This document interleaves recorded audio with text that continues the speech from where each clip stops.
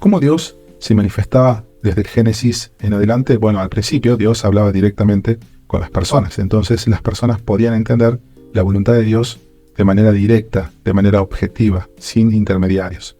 Luego, cuando aparece Moisés, Dios se revela a Moisés de manera directa, pero cuando se refiere al pueblo, Dios habla al pueblo a través de sonidos y a través de la montaña. Su voz era un estruendo y las personas tienen miedo, entonces le piden a Moisés que él sea como intermediario, que les hable Moisés, pero que no les hable Dios. Entonces Dios empieza a hablar a través de las personas, luego de los profetas, y los profetas eran quienes, de alguna manera, reflejaban la voluntad de Dios. A todo esto surge, obviamente, una desventaja, que en medio de estos profetas surgen los falsos profetas que decían hablar de parte de Dios, pero en realidad eran estafadores. Dios combate esto diciendo cómo ellos se iban a dar cuenta de que los falsos profetas eran falsos.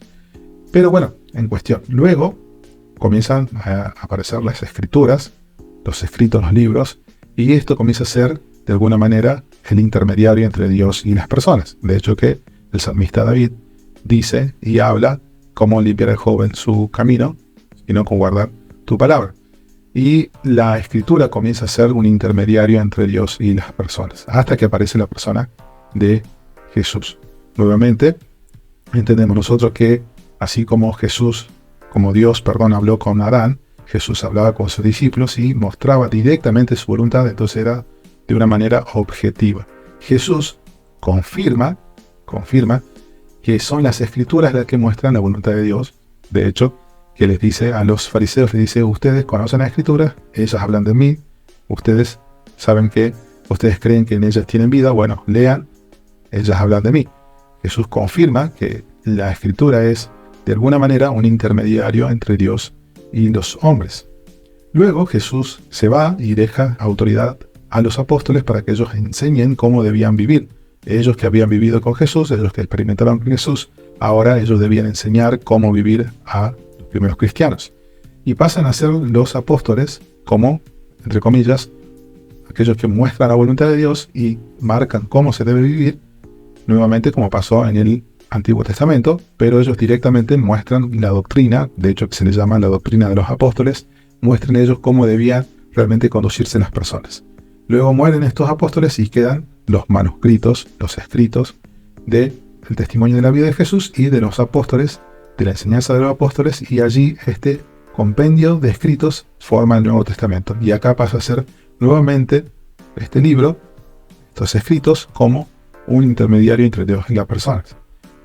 Acá la cuestión es que muchos dicen que esto es la sola escritura, que es la forma en que Dios se muestra al hombre.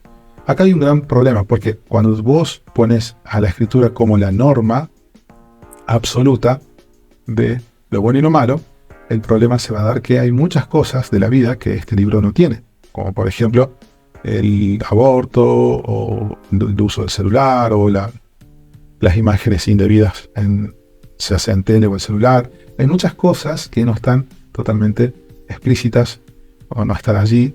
Entonces hay un problemita con esto. Por lo tanto, este libro es un intermediario entre Dios y las personas, sí, pero no puede ser la norma absoluta, sino que es un reflejo del carácter de Dios.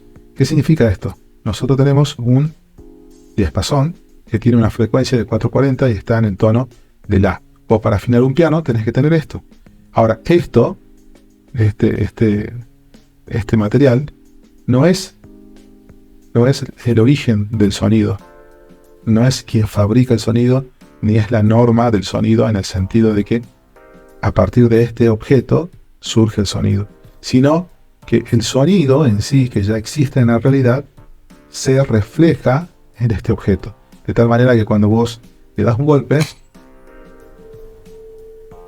vibra en una frecuencia y en un tono, ¿sí? Si vos hicieras el mismo sonido en otro lado, vibraría también este diapasón. Lo que significa que este es el resultado de lo que en realidad el sonido es de por sí, que existe hace mucho tiempo. Antes que existiese este libro, ya existía Dios. Antes que existiese este libro, ya existía el pecado. Antes que existiese este libro, ya había bueno y malo.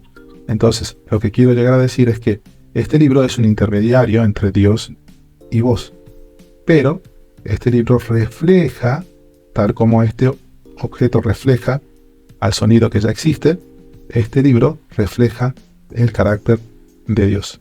De tal manera que vos podés confiar en que leyéndolo podés encontrar el carácter de Dios y podés ser guiado hacia su voluntad.